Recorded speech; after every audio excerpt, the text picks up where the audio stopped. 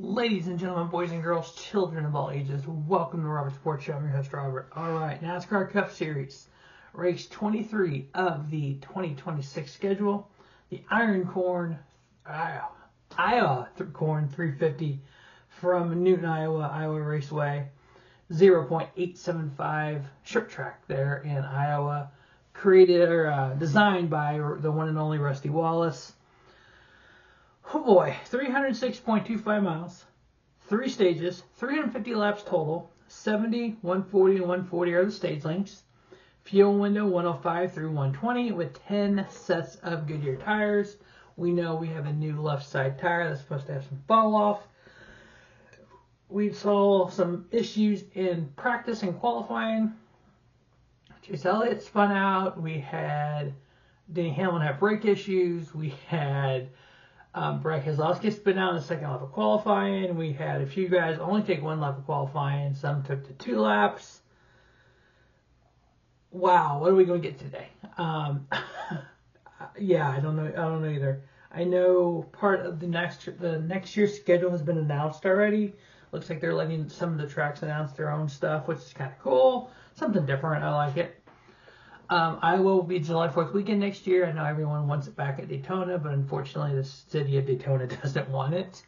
And I understand why, because if you think about it from a Daytona Beach Chamber of Commerce, if you bring in 50,000 people, I'm just going to call it 50,000 for, I know it's probably more, but that 50,000 people that come in for the Daytona race, you're going to get 50 to 100,000 people in Daytona Beach anyway for July 4th weekend.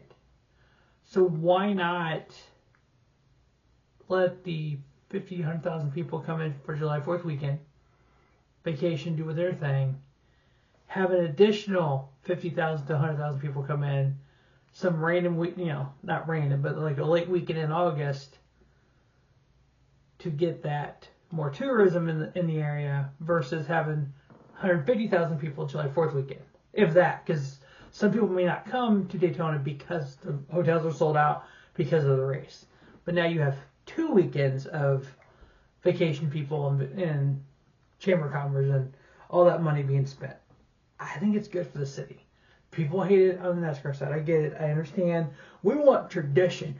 We want it back in the day where it was on July 4th at 10 a.m. no matter what. We want that. Yeah, no. That doesn't work in 2026. Sorry, it doesn't. No. TV ratings are too important. I know. Somebody's going to say, well, TV shouldn't run the sport. $1.1 billion runs the sport. And money drives everything in this sport. So, anyways, lots of news this week on that kind of stuff. Iowa's getting a full repave. So it's going to be the last race on this pavement. Yeah, it's starting to wear out. It's starting to have some issues. They had some spot patchwork, and yeah, I think it does need a repave. But they need to repave it like they did North Wilkesboro. Because if you remember when they did the first race at North Wilkesboro on the old pavement, it wasn't great. The first repave was actually a little okay. It was better than most repaves, so. But that Iowa winner should hopefully let this track kind of season in before we get back next year to the hot time of the summertime. Now the stage caution change. All right, so lap for stage 1 ends at lap 70. So if the caution flag comes out after lap 60, which is 10 to go in the stage, if a caution flag comes out, that will end the stage. Then the next stage begins. There is no like skipping laps or missing laps. You're going to just go. So lap 60, the caution comes out. Lap 61 starts stage 2. We do the pit stop round, do everything, we go back green. We just run a longer second stage. If it comes out at lap 210 is the next stage break. If the caution comes out at lap 200, that just means the third stage is longer. Just like if the caution comes out on lap 347, we clean it up. We do pit stops that people want. We have overtime. Almost same kind of deal. We extend the race. So the race isn't getting cut short. The length of the stages may change a little bit. That's going to change strategy.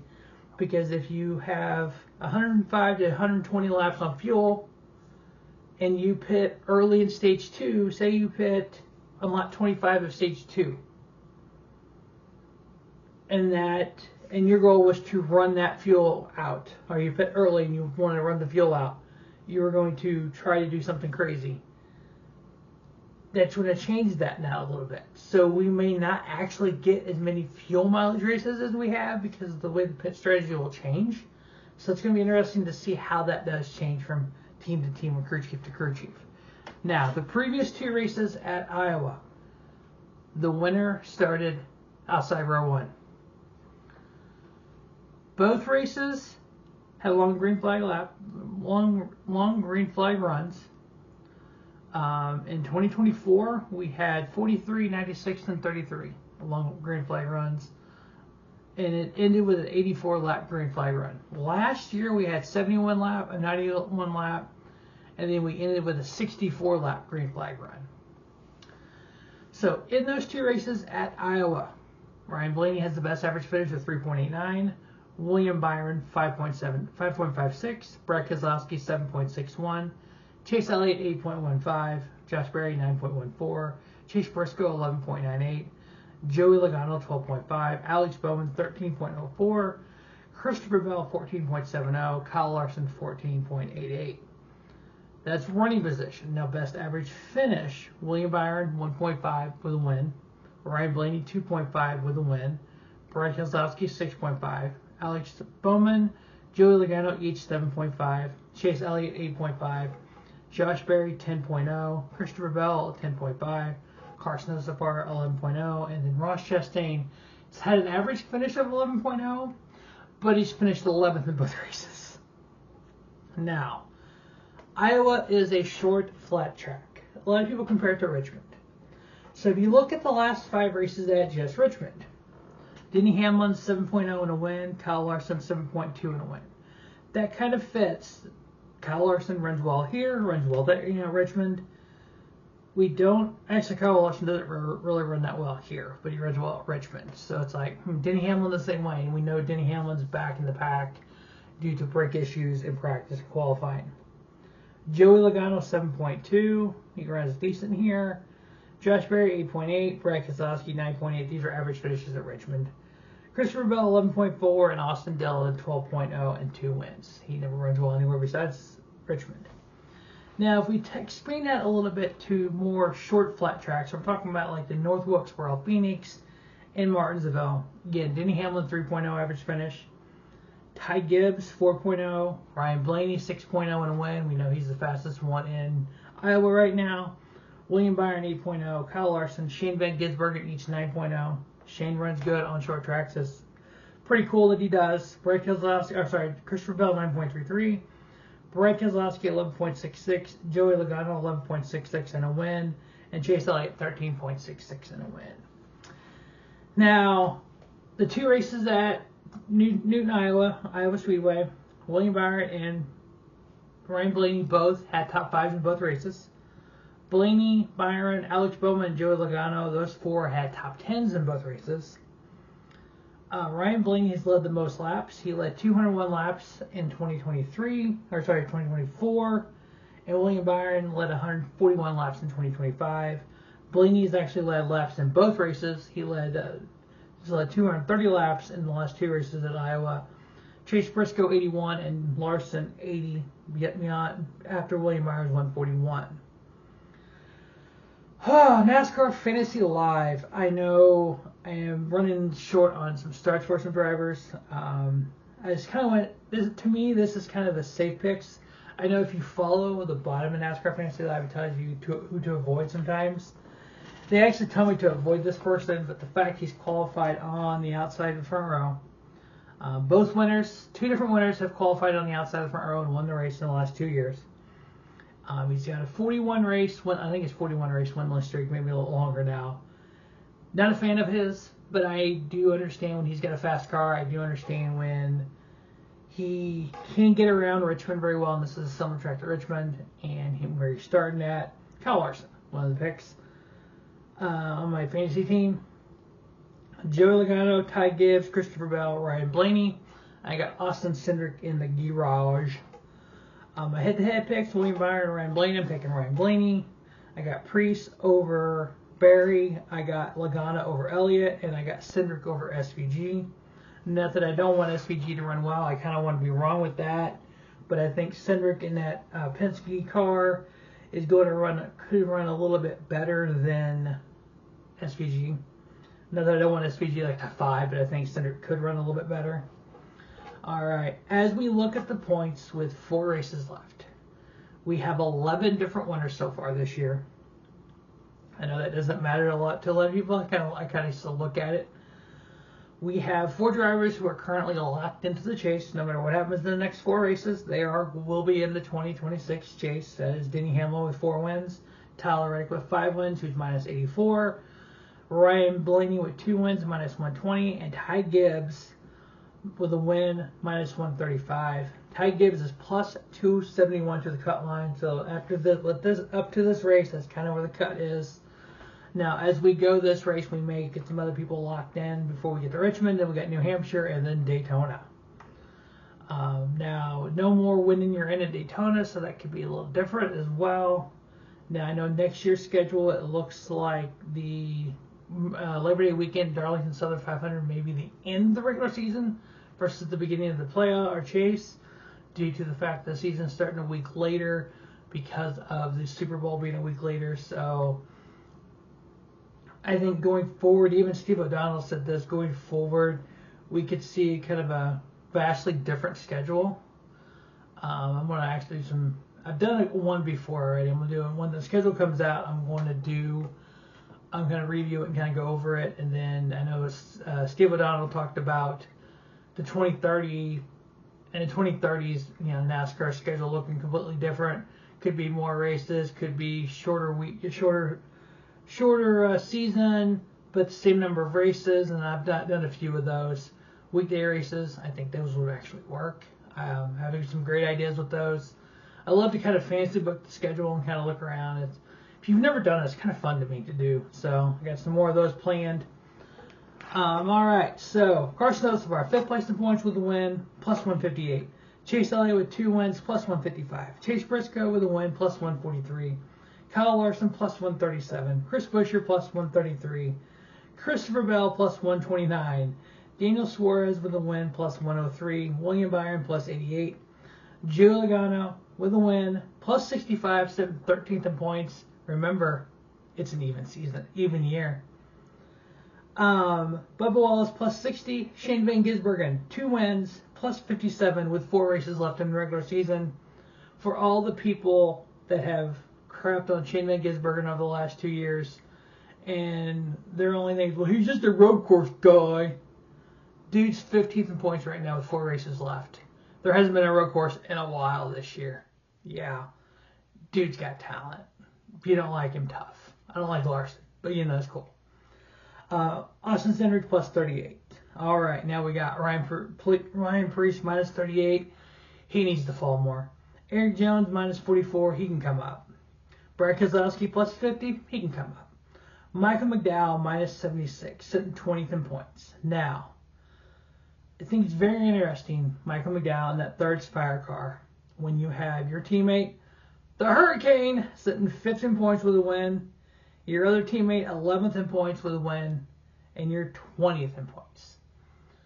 I know there's a couple rumors out there that it could be Corey Day in that 71 next year for Spire, getting his feet wet before he takes over the 48 for Alex Bowman in 2028.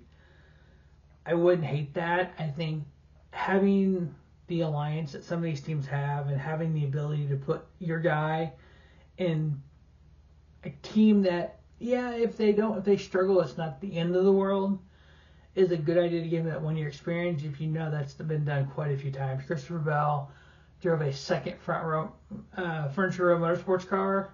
Eric Jones drove a second Front Row Motorsports car, the 77, his rookie year. Christopher Bell was at Levine Family Racing his rookie year. It's been done quite a few times over the years. Kind of put them in a alliance car for a year, get their feet wet, give the alliance a little bit more alliance with less money, get your drivers in there, and it's been done. It's worked. So I could see that. Unfortunately for Michael McDowell, I could see that. Ross Chastain minus 82, AJ Allmendinger minus 109. So much speculation about the Dodge program and Colic and what Chris Rice has said on TMD, and Chris Rice is basically denying everything. It's not ready yet. It's not ready yet. And I've said this on social media a few times on X. My thought is when it comes to the Dodge program, Dodge will be in Cup in 2027. Colic racing only. There will be guaranteed 2 full-time cars, the 2 charters. I think there will be a 3rd full-time car. I think they're going to run an open car. I think Dodge will sponsor it, just like they are in the Truck Series. I think we're going to have a 4th team, like for the Speedways and a few other races. I think it's going to be AJ Allmendinger. I could see Ty Dillon staying. I don't know for sure. I could see a Josh Berry. You got Corey LaJoy and Justin Haley in the Truck Series who have Cup experience. I could see a combination of those guys in the 4th car, and in that open car I could see somebody like a Josh Berry or Ty Dillon. I know it all depends on sponsorship and how much Dodge wants to sponsor. I think the announcement comes the Saturday of Daytona, because if you go back 1 year, it was the Saturday of Daytona that the announcement came for Colic in the Truck Series. And so I think everything is basically done. You're just basically crossing T's and dot the I's on drivers right now. I think everything else is done. They know the plan. So that's my speculation. You can completely totally wrong with that. But that's my speculation right now. There are some good drivers available, and I think Colic could do that. Are they going to be AJ 22nd in points? No, probably not. I could see them falling a little bit, but with the expectations of, okay, year 1's going to struggle, year 2's going to be a little better, year 3's a little better. Kind of that 5-year plan that Denny Hamlin's talked about with 2311. Within 5 years, you want to be a championship contender, race-winning championship contender. I think Colic could do that with Dodge, with the right drivers. But right now, minus 109 with no support, no sim, that's awesome. I would love for him to make the chase. I don't think he will. I think most of these drivers are not going to make the chase. I think Brad Keselowski, 50 points. I think anybody that's going to make the chase that's not currently in the top 16, he'll be the lowest one that could do it probably. No winning you're in at Daytona, so that kind of changes a lot of dynamic for that. So, but Ross Chastain minus 82, AJ Allmendinger minus 109, Todd Gilliland minus 112, Zane Smith minus 125, Riley Herbst minus 148. Still waiting on his announcement for next year. We saw a little glimpse of a car cover and then pulling the Monster Girls pulling out, seeing the logo. We know that's coming at some point. We just don't know all the details. Rumor is Legacy Motor Globe's 3rd team. Ricky Stenhouse Jr. minus 154, John Hunter minus 163, Austin Dillon minus 169. We still haven't heard RCR's lineup for next year in Cup and or Rob Riley Series, so that's still kind of up in the air. Alex Bowman minus 208. We know he's retiring at the end of next year. Cole Custer minus 248. Noah Gragson minus 250. Still haven't heard his for next year. And Ty Dillon minus 252, 32nd in points. All right, so the 4 picks to win the Iowa Corn 350 from Newton, Iowa. Got to go with the fastest guy in Iowa today, Ryan Blaney. Got to go with Joey Logano, his teammate, who just starts to run well at the end of the season. It's an even year, 2026. We know what happened in 22. We know what happened in 24. We know what happened in 18. It could happen in 26. We don't know yet. Ty Gibbs runs well on these short tracks. 4th place finish on all these flat short tracks this year with the new 750 package and the short track package with the Aero. So, and then Kyle Larson. I'm only picking Kyle Larson because he is starting 2nd. The last 2 winners came from 2nd. And he runs well at Richmond, doesn't run well here, but we've seen a little hope from HMS at this track last year with William Byron, so I think Larson will be the one this year. So he could be the 12th different winner of 2026. As always, thanks for watching Robert Sports Show. Don't just have a great day.